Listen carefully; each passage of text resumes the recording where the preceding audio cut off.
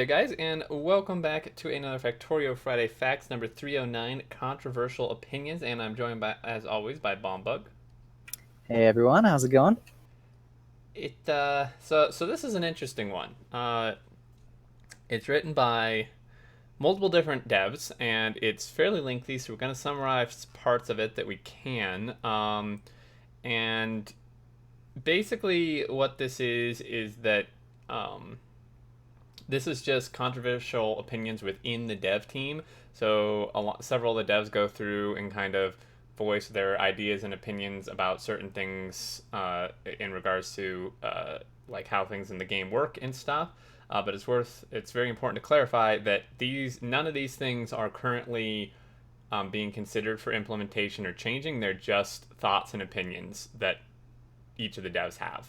So there's no need to like freak out. This isn't something they're proposing to change. These are simply just opinions.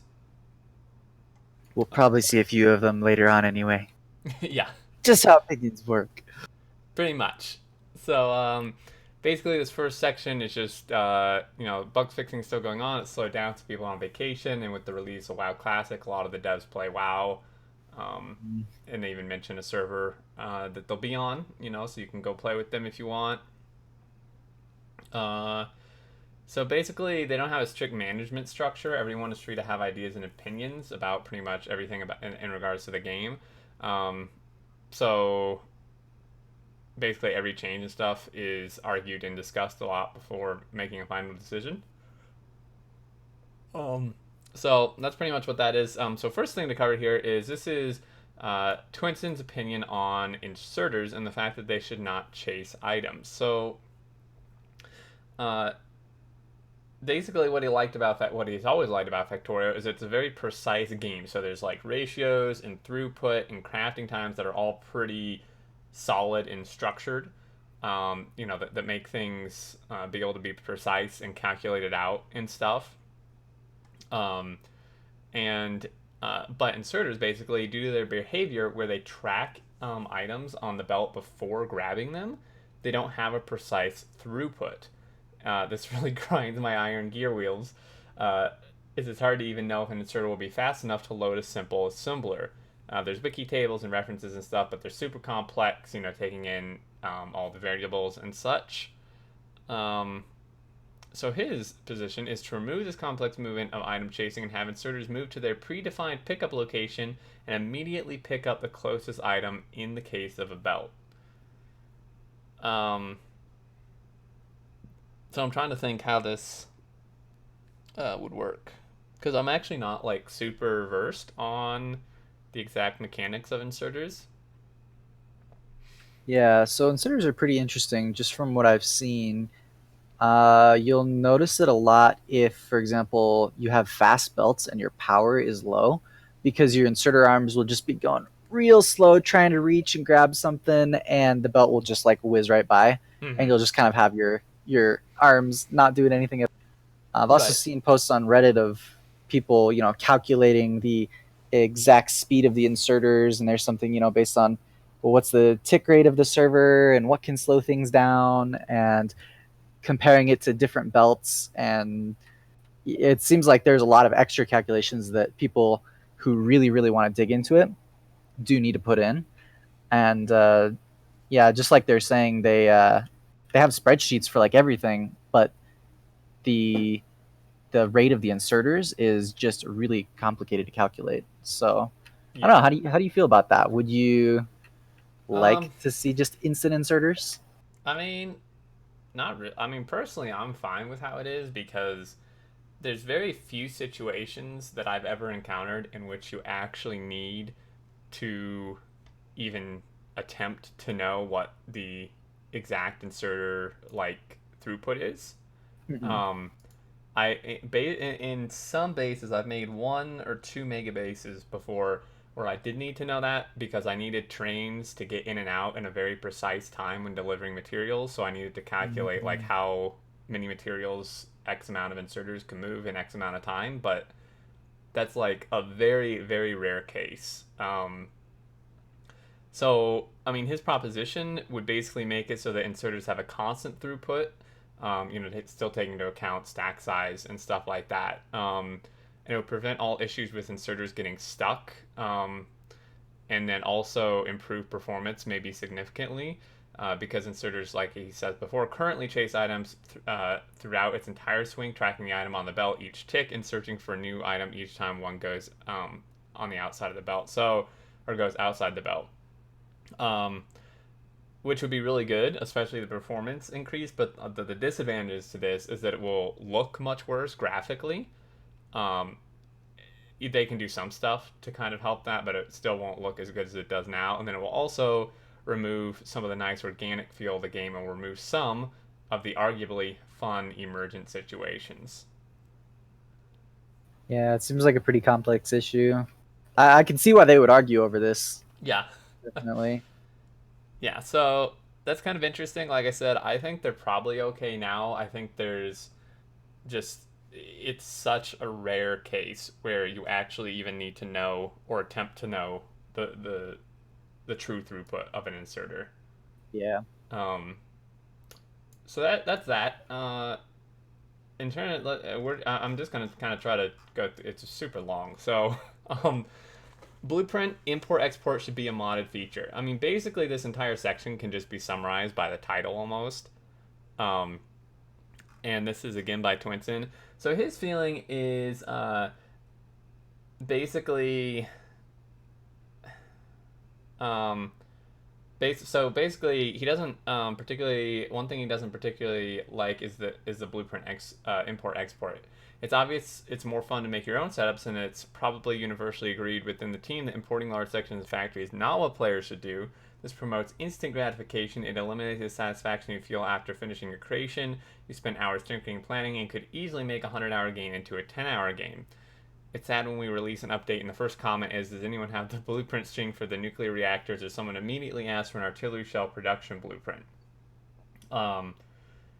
It's our job as developers to incentivize the player to play the game properly. If importing blueprints is obviously so bad, why are we providing this tool as a vanilla tool?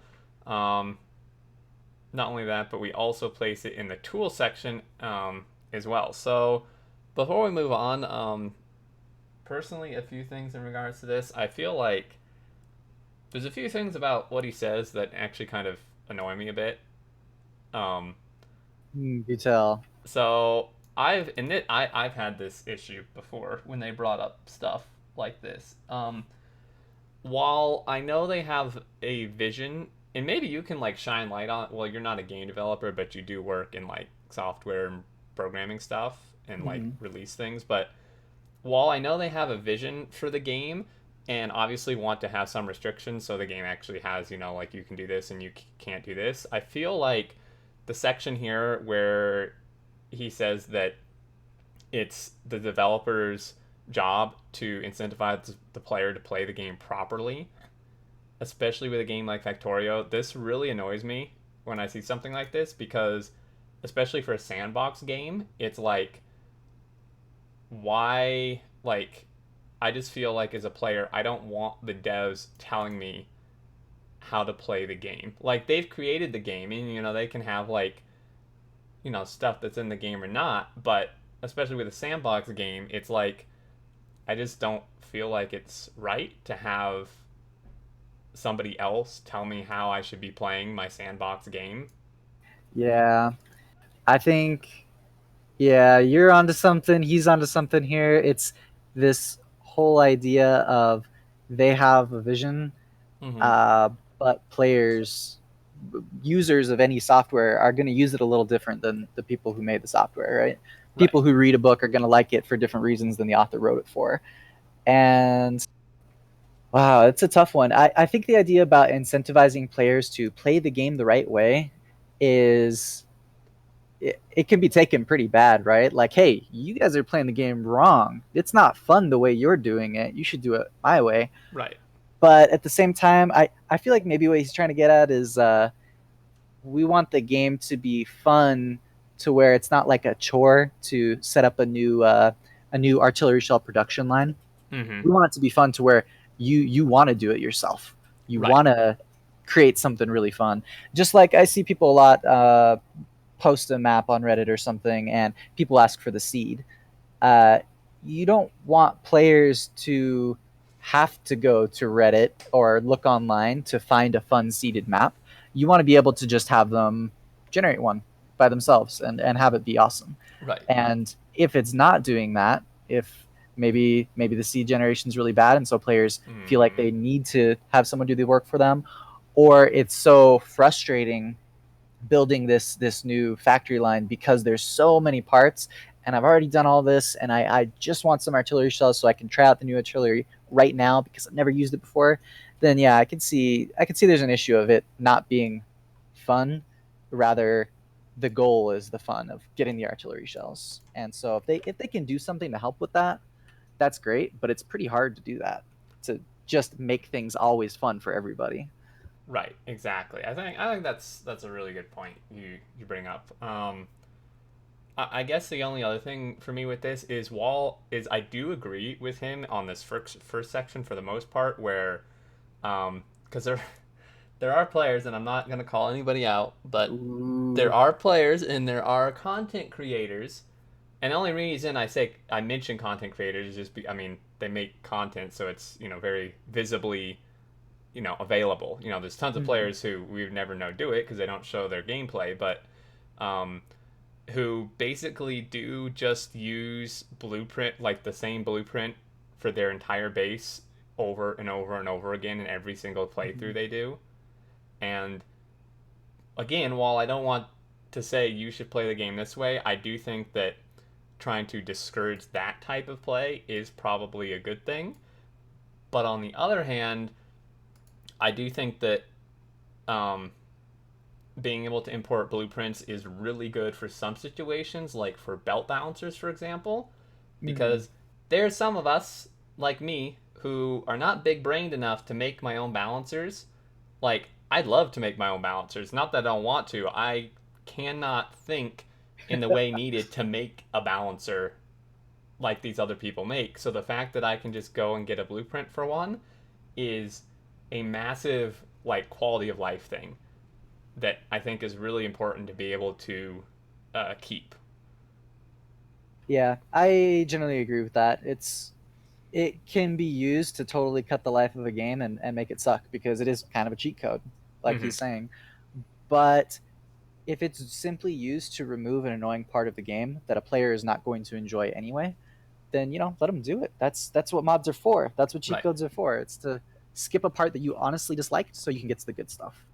Yeah, exactly. So, in summary, again, this is just, the opinions, but his opinion is that it should be not a vanilla feature and just something that can be modded. So it's like, it's not encouraging players to do it naturally in the game. If someone really wants to do that, they have to actually go out and, like, make effort to get the mod and install it to make that happen, Mhm. which I think is fair. Moving down to the next part, combat and buyers, and this is by a different dev, Waybags.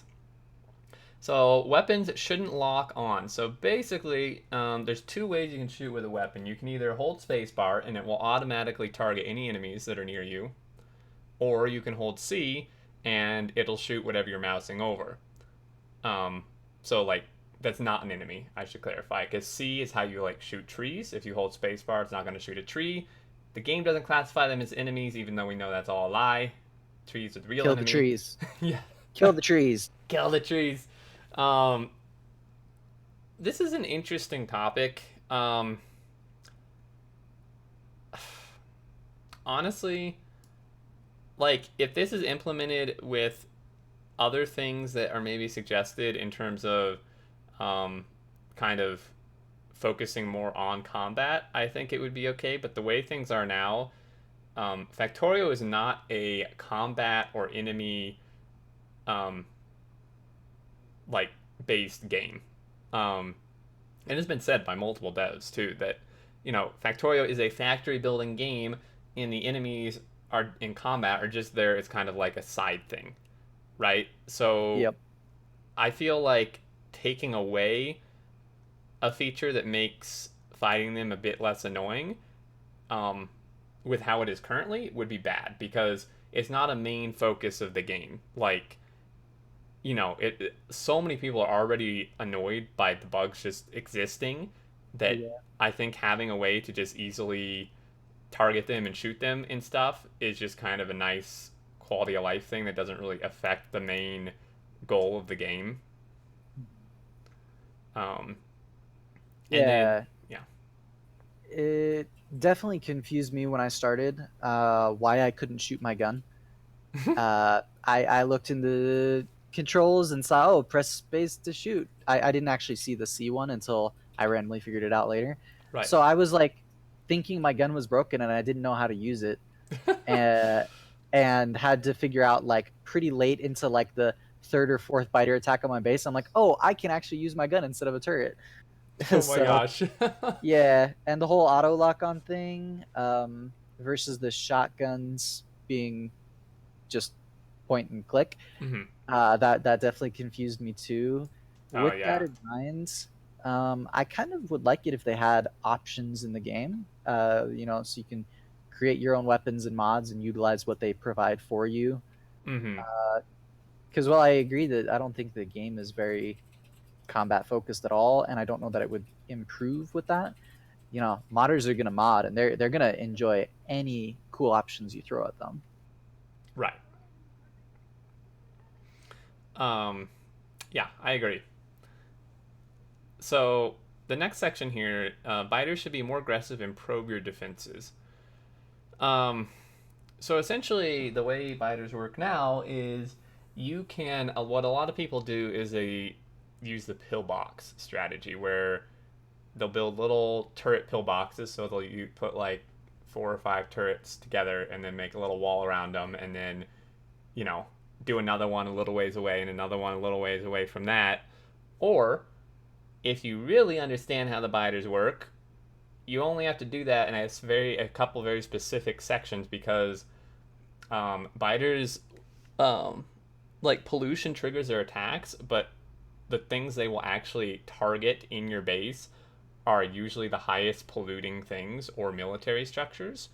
So basically, if you just put defenses around your like smelters, your radars, your steam power, you're pretty much going to be fine because that's the main things the biter is going to go for before anything else. So it is a little bit, kind of dumbed down. And like he says here, everybody loves turtling in RTS games, and they feel like maybe that should be encouraged a little more rather than just being able to um, just kind of target defense specific areas and not have to worry about anything else. Mm-hmm. Um, which I think again, it's interesting. I mean, again, it's not the. It's a very the biters are a side part of the game. They're certainly not the main focus. So it kind of depends, like what all would be done with them. But in general, I would agree with this. It like if you don't like fighting the biters, you can just turn them off or put them on peaceful.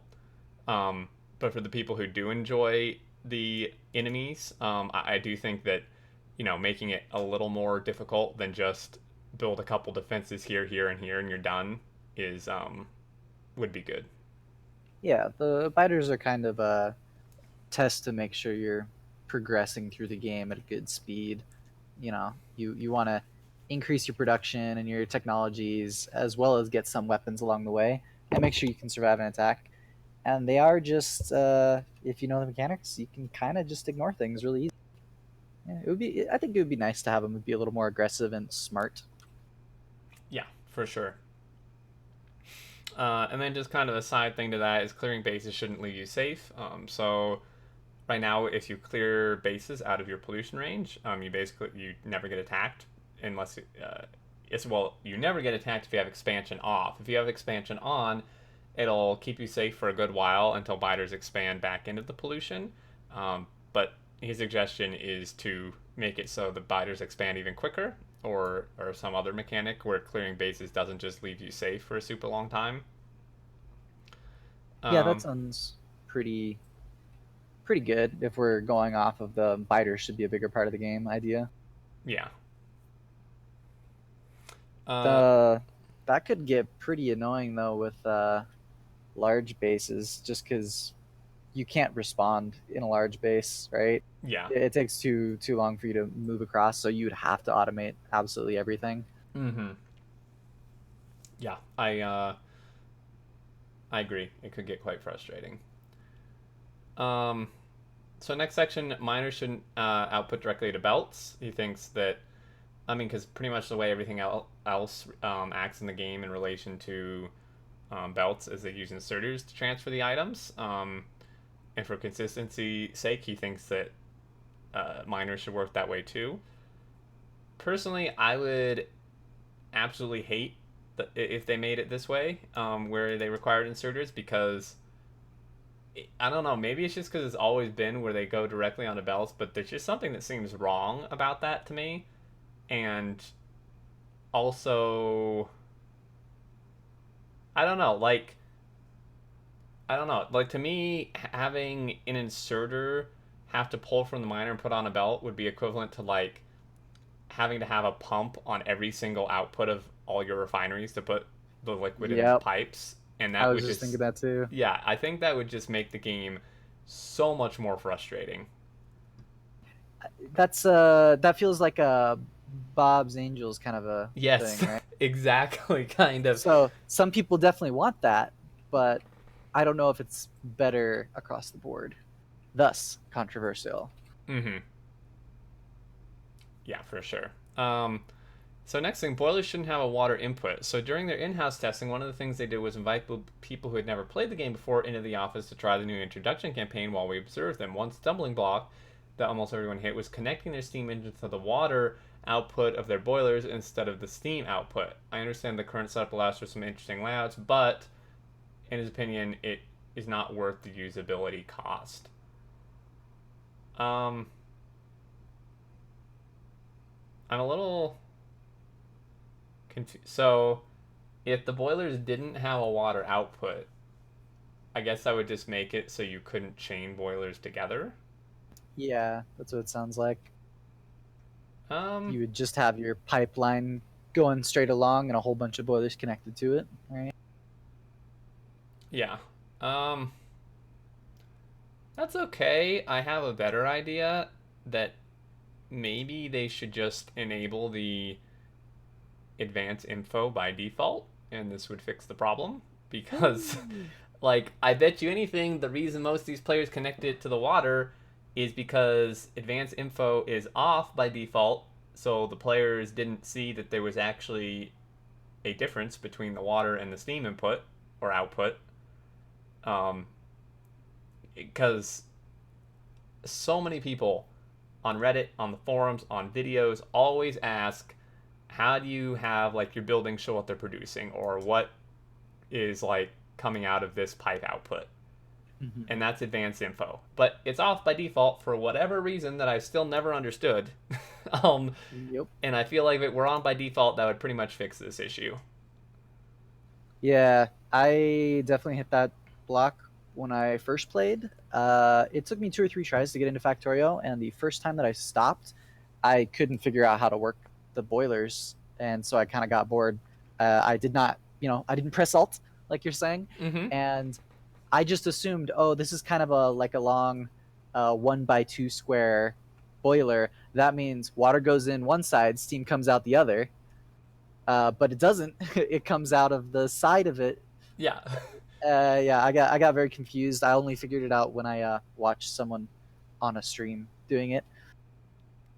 So I'm not a smart man, I mean, I but think I a hope that lot. they would help me with that. Yeah, I think a lot of people have issues with that type of stuff when they can't see what the input and outputs are and stuff. Um, so yeah, there's that. And then last on this section, pipes should work like electricity. So pipes and fluid have been a constant annoyance for a long time. Thanks to the labors of another of our developers, Dominic, this has improved greatly and is due to improve even more. However, if Waybags had a choice, I would just remove the headaches outright by making pipes function like magic liquid teleporters. Each pipe network, a block of connected pipes, would have a set amount of inputs and outputs. The load would be drawn equally from all inputs and distributed equally to all outputs. Of course, this would mean that there would be no flow limits for pipes, so you could, for example, have a massive array of offshore pumps connected via a single pipe to a large nuclear plant and it would work just fine. There would also be no way to visualize the flow, so the windows would have to be removed. In his opinion, cost is worth the gain. And I've pretty much been of this same opinion for a super long time because I think liquid mechanics and pipes are probably one of, if not the most frustrating part of the game. Just because, and I think you can testify to this because I remember you Hmm. asking me about Oh liquid yeah, stuff, and it is so unintuitive and extremely difficult to deal with and make work correctly. yeah. I was piping oil from super far away over to my base, and I'm like, why is this so slow? What is happening?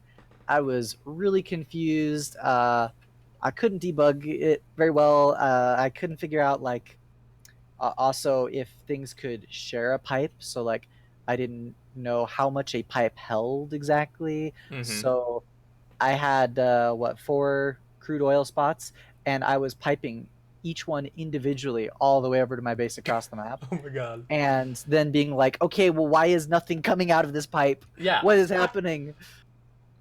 Yeah. So I would be quite happy if liquid worked like electricity. That would be great. Yeah, that'd be really nice. Um, Fortunately, it's not going to happen because it's been suggested many times and it's always been denied by other devs, but I still like that at least one of the devs has this idea. Um, It's good to feel a little representation on the team, right? yeah. So, oh, this is so much more to go. Okay, we're just going to sum. Okay, so venture mode. Basically, um, he can't get his wife, Tikaz can't get his wife to play Factorio, but they have fun playing Satisfactory because it gives her reasons to explore the map and discover new places and collect items. So this is actually something I've griped about a lot in Factorio. Is I feel like something that's missing is uh, more immersion within the map. So in Satisfactory, well, one, the map is just super cool. Like, there's just so many different biomes, all kinds of different terrain and variations. And then on top of that, there's like the craft spaceships that have like the hard drives and special items you can get from them. And Factorio has none of that. It's got some colored trees, which I guess is cool. Maybe some colored weeds here and there. And then it's got desert, grass, water, and swamp ish that's just like brown grass. And a perfect example of the fact that it can be done is the alien biomes mod. And while this doesn't add any like crashed spaceships or like little treasures throughout the map, it adds a ton of varied terrain and biomes and doodads that just make the map feel so much more immersive and fun to play on than just like brown, brown, green, light brown, dark brown, green, brown, just across the entire map.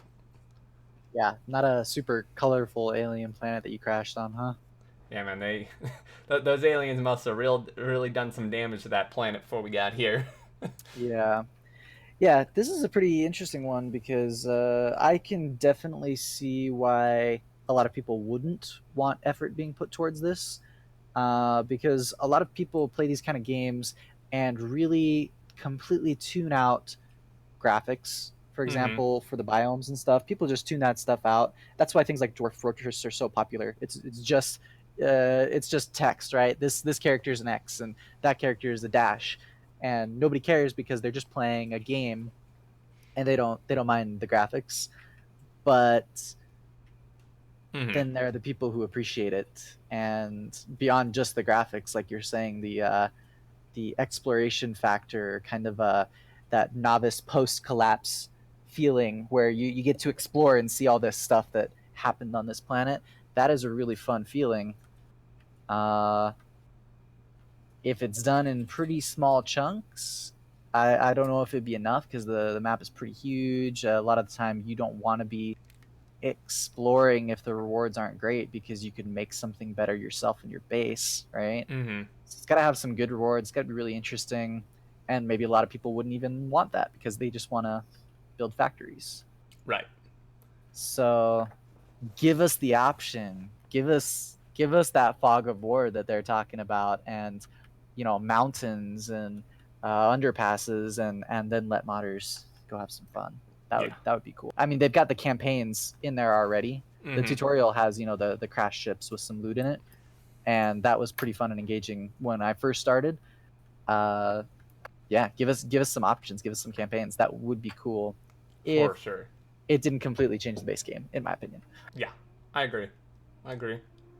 Um, so next section, robots should take up space and time.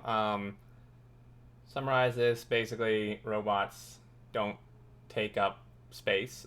They're just they can just overlap each other, fly over each other, fly across everything, which is part Stack of hundreds of them in a single building. yeah, or in even like a tile. Yeah. And this is why some of the devs think it becomes overpowered in late stage factories, um, which is a whole other argument, I think, in and of itself. Yeah, the Stride facts they linked, I'm pretty sure I know what one it is. When they suggested changing the bots and making them worse, but basically, he thinks that maybe that shouldn't be the case because it makes laser turret creeping super easy. There's no reason to mess with bots at all, or sorry, belts at all, when bots can teleport unlimited resources between storage chests. Um, which I don't know. I mean, well, no, that's just way too long of an argument. So one suggestion would be to make buildings take time to construct, such as they do in games like Total Annihilation, which would to some degree solve the first problem since an already dug in force would have a chance to defend itself while turrets are being built. Um, or bots take up space, so they have to queue up to pick up and drop off items, would solve the problem of bots completely obsoleting belts to transport large number of items. Um, and the main reason I'm not doing this is that bot movement logic is currently written such that calculations are needed only when something changes, a robot completes its task, its target is moved, etc. Having to keep bots separated would add a lot more calculations that need to be done while a bot is en route, which would probably result in a lot of complaints from people with huge bot-based factories that the game got slow. Uh, I mean, trying to just move through this because there's a lot left. Basically, my opinion is this kind of ties back into what we discussed in like the first section is just let people play the game how they want to play the game. Like, sure, bots I guess are overpowered compared to belts late game, and sure, like numbers wise, if you compare them, they make belts obsolete. But you know what? Why does it matter? Like, it's a Sam. It's not like a PvP game where balance is like super important. It's Yeah, like, you just want to produce more at this point, right? yeah, I just want to make more stuff. yeah. And if you want to use bots for that and they're way more powerful than belts, let people do it because you know what? Tons of people still build massive belt-based factories because they just like belts better. Mm-hmm. And I feel like that's a core thing. Some people just like bots better, and some people like belts better. You don't need to make them equally balanced to each other because they're different mechanics, and some people like one mechanic better than the other mechanic. Yeah, I think that sums it up pretty well. It Yeah. totally makes sense that this is controversial. See a lot of people getting heated up about it, and a lot of people are like, "Oh, I hate bots. I'm gonna do belt bases only." That's good on them. You know, Yeah. that does make it pretty fun. There's a lot of cool stuff you could do with belts that robots would just not be fun for those people to do. You know. Mm-hmm. Um, this last section, basically the same thing as bots, but with items that, just carrying like a bunch of locomotives in your pocket or something is an issue. And that, constructing big things should actually have to be done like on site. Um, like, or like satisfactory instead of being pre-assembled. But that could, have its other problems. It would completely have to change like the game mechanics and stuff, which is kind of a lot. Yeah. Uh, I get really frustrated with inventory management in any game. I really hate playing Tetris in my inventory. If my inventory were the same as the power suit's inventory, where a locomotive took up several squares wide and Hmm. tall, I would be probably enjoying the game less. Yeah. That's not to say there could be some merit to it, in terms of like having to build some things on site. That kind of sounds cool. Um, but oh, I hate it when items fill up my inventory. Oh, I I hate know. it. Oh, it's so frustrating. Um, so then moving on to the second to last section, essentially power user hotkeys. So this is just in regards to having like too many hotkeys for very specific things or not, that are already pre-bound. So for example, there's a hotkey to toggle exoskeleton, which a lot of people won't use or won't even know about, and having it pre-bound to a hotkey or similar things like that, could be an issue. They think because, or Posila thinks because, most people won't use it or won't know about it. So then some people get confused, like, why am I all of a sudden getting slowed down by accidentally hitting a key? Um, Mhm. I think that's fair. I mean, there's some stuff in the game like the exoskeleton where it's pretty much never used. Not that, like, what he's suggesting is don't get rid of the option entirely, just don't make it bound to a key to begin with. So you could like go in and bind it if you want to, but Mhm. having it just unbound, I think is a fair option because yeah, like how many people are really going to use that? Yeah. I really like this topic because we see this a lot all across the software industry. Everybody has a workflow, Mm-hmm. and anytime you change that workflow, oh, customers are going to be super upset. They're like, Yeah. "Hey, I always click this button every single time. I hate it when it's not there." I love the idea of always give users more options, uh, with the caveat that it's unbound, like Posilla is saying. Mm-hmm. Um, yeah, accidentally pushing keys and wondering what the heck is going on happens to me a lot. Uh, and having all the options there but unbound would be super great for everyone, in my opinion, as well as help for gamers who have accessibility issues. A Mm. lot of times it's easy for us to maybe click this button, move our mouse really quick, and drag and do something. Some gamers can't click and drag. And so Yeah. having a mechanic that's dependent on that actually really hurts them. So giving more options and lots of customization is always a good thing in games. I completely agree. That's an excellent point too, in regards to some people just physically not being able to do stuff. Mm. So really, really good point there. This out of all these sections, this is one that I feel like would actually just be pretty much great to implement into the game, but um, we'll see. So, Yeah. mining furnaces and sewing machines should return the ingredients for in progress recipes. So, by our seating,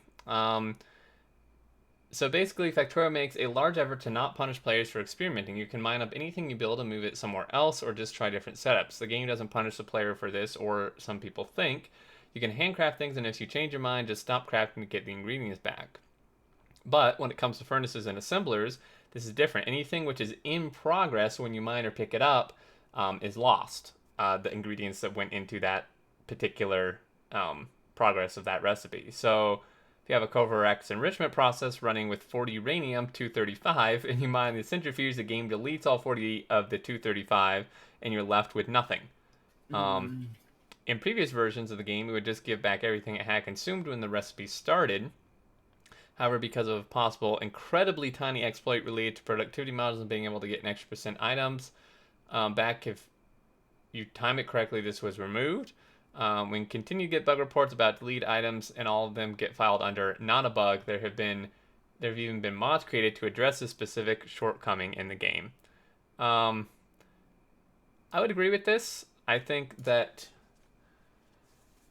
Um, I think that having it return items if you pull up something when it's in progress would be good. Maybe just like set amounts. Like maybe that's too complicated to program. But really, I don't think it should actually. I don't think it even needs to be set amounts. Like I don't think it should matter if the recipe is 10% done or 90% done. If it's not done and it's still in progress and you pull up the machine, I feel like you should probably get back ingredients. Hmm.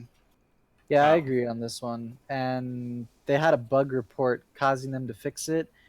Some bugs are just better left in the game or in any software, and that's okay for a bug to exist sometimes.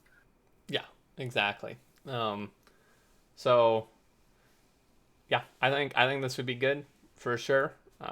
Sure there may be some tiny little exploits some people may do, but you know what? It's a sandbox game. Like Yep. again, back to that. It's not like you're playing like, uh, you know, Call of Duty or League of Legends or something where this exploit can just give someone, infinite gold or something that's going to affect everybody else in the game that's playing. Yeah, if they want to sit there removing and replacing their building over and over to get a little bit more material, maybe they should just pull up the console and Yeah, just I mean, yeah, that's give an themselves option, some. right? Like, Yeah, if they're gonna do that, there is a console built into the game, and there's plenty of commands that'll just give you everything. no one's Um, gonna judge you. You don't. You want some more material? It's okay to get some. yeah, I mean, I know people who completely just play the game with like a creative mode mod, and you know what? That's fine if you don't want to mess with the grind of getting resources. Some people just enjoy making their factories with infinite items and having the creative process just be the builds themselves and not getting resources to them. And you know what? That's fine. Yeah, it can be real fun that way. Yeah, so I would definitely agree with our seating here. But that's gonna do it. Finally, I don't know how long this was. It was really long. I'm tired. Yeah, it's It'll a very controversial one. I'm excited to see the comments on it. for sure. Yeah, guys, definitely leave your opinions on this, both on the forums, Reddit, and in the comments as well. Be interesting to read. But I think that's gonna do it. Until next week, we will see you later. You guys